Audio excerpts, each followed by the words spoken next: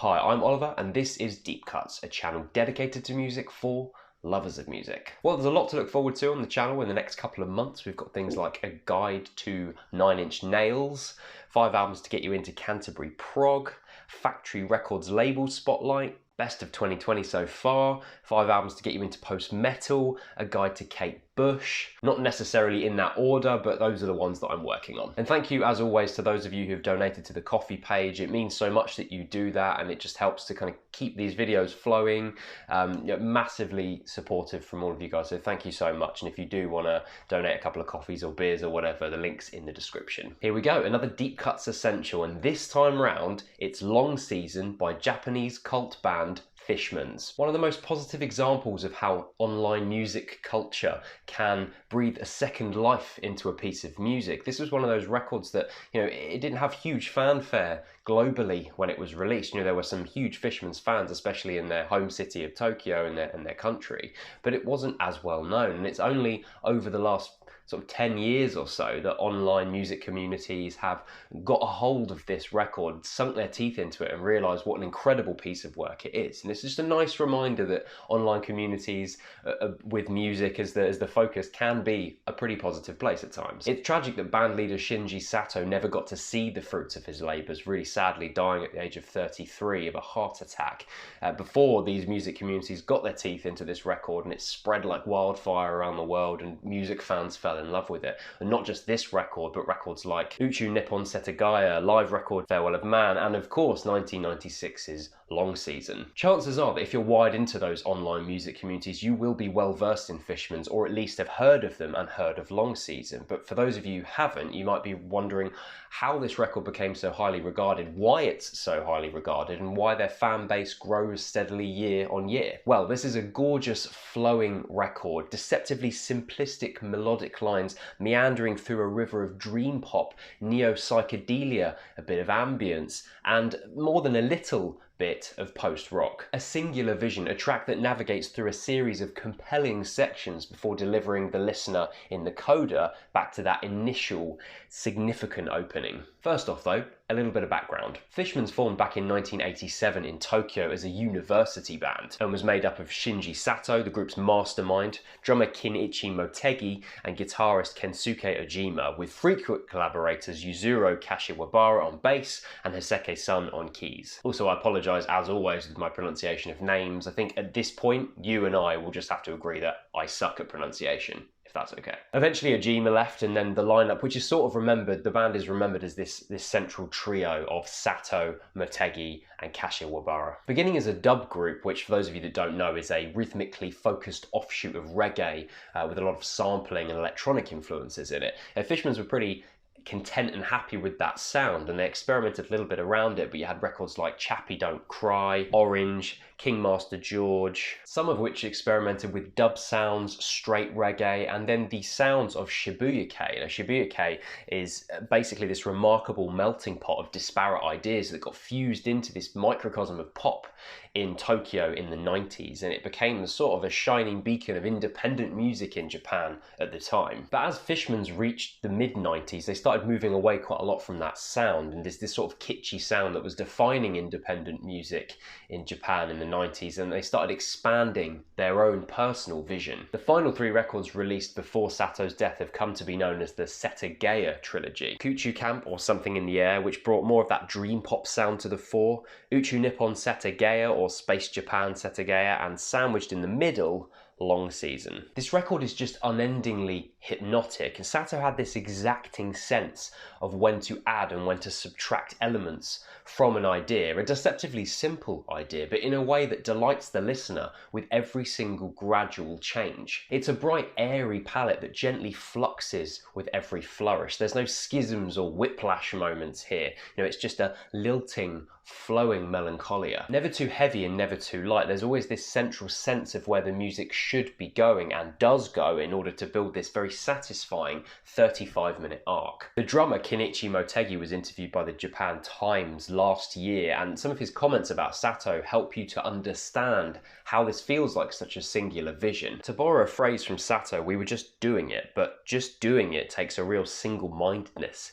It's about devoting yourself completely to the task and moving gradually forward until eventually you end up with something like Long Season. The 5-part journey begins with this slow, reverb-laden moment which really gives you this sense of space. It introduces you to the vibe of the record, though not before long starts cranking it up before that first proper earworm melody kicks in. That insistent piano melody together with the wonky synth line, I mean, it sets up the record in earnest as well, but it's indescribably catchy and it manages to properly groove without the inclusion of any kind of percussive backline, and that does come in eventually, but at this point you don't need it, you just want it to keep on going. It's one of those jeweled egg melodies that you'll never forget, and it will be coursing through your head long after the record ends. It is just one of those sounds. You'll be whistling it down the road or at the table and probably piss off your partner or your family. And just as the band and Sato knew, they knew how good this melody sounded and they knew that they should capitalize on it. Let it flow, let it exist for as long as it needs to before you start introducing other sounds. Another thing that's so successful about this record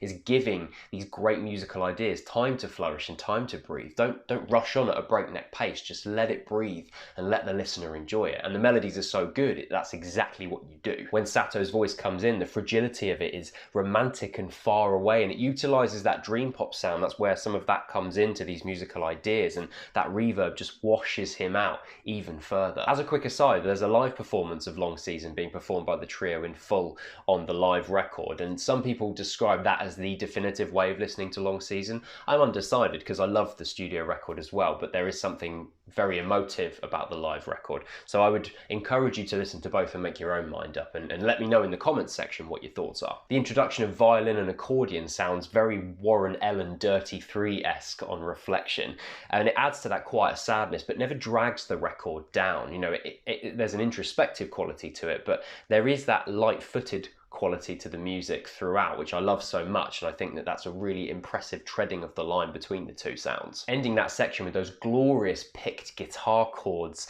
that just ring out into the space. It's a beautiful moment, and even as more instrumental sounds are added, it never sounds overstuffed or overcooked, and I think a lot of that is probably down to the influence of the producer Kazuyuki Matsumura, who was a big part of Fishmans' sound, also known as Zach. Zach worked with the band since 1993, and according to Motegi, had a tacit understanding of why it was important to sometimes keep things minimal. He showed us how to strip things back and reduce our music to the bare essentials. I feel like Zach taught us a lot about how to generate a sense of tension. When you keep adding sounds, you can lose that. And that tension is hinted at in the next section, where we get these sploshes of sound and water echoing out in this sort of cave behind a very snare-heavy drum part, and eventually it drops out to only leave those two elements, you know, getting the listener accustomed to this new part of this arc. And it is a reflective moment that evokes water, pardon the pun, which to me adds to this idea of this record being a flowing river that you are meandering through, and eventually you reach this fairly dark cave as these sploshes are coming down from the ceiling. And in the cave appears this kind of mirage, which is a cavalcade of wind chimes smashing into each other, and then you get Motegi's drum solo adding energy back into what was a very reflective moment. After the melodic focus of the first half of this record, this is a wonderful realization of pace and approach, and I think in the hands of a different producer this could have felt a little bit uncomfortable, but because of the distant drums and there's that haunting, meandering melodic line, you still feel connected to that course that the record is charting you down. Leaving that cave of sploshes, Sato and co reintroduce a new part of the sound. This is a really gorgeous sunny chord progression and these wordless, almost sickly sweet 60s pop refrains, which feel like a harkening back to their Shibuya K days. As that section, that sploshy cave section disappears, there's that bit of tension that Motegi talked about. It reappears because at first, as a listener, if you listen to this for the first time, you're not really sure where this record's taking you next. You don't really have a clue, but you know it's going to sound good if you've been invested from the beginning. And if you have listened to it before, you're getting ready for that beautiful refrain to appear and that incredible finale to happen. And in the final moments, you get that delectable melody returning, that melody that introduced you to this record in the first place, and it comes back like a warm friend. In these final moments, the accordion becomes much more centrally focused and it fills the scape with this emotive cacophony. On top of that, you have Sato wailing out into the ether, pretty much facing the end of this undeniably beautiful and rich musical journey. If you're not taken with Long Season, I don't know what to say to you.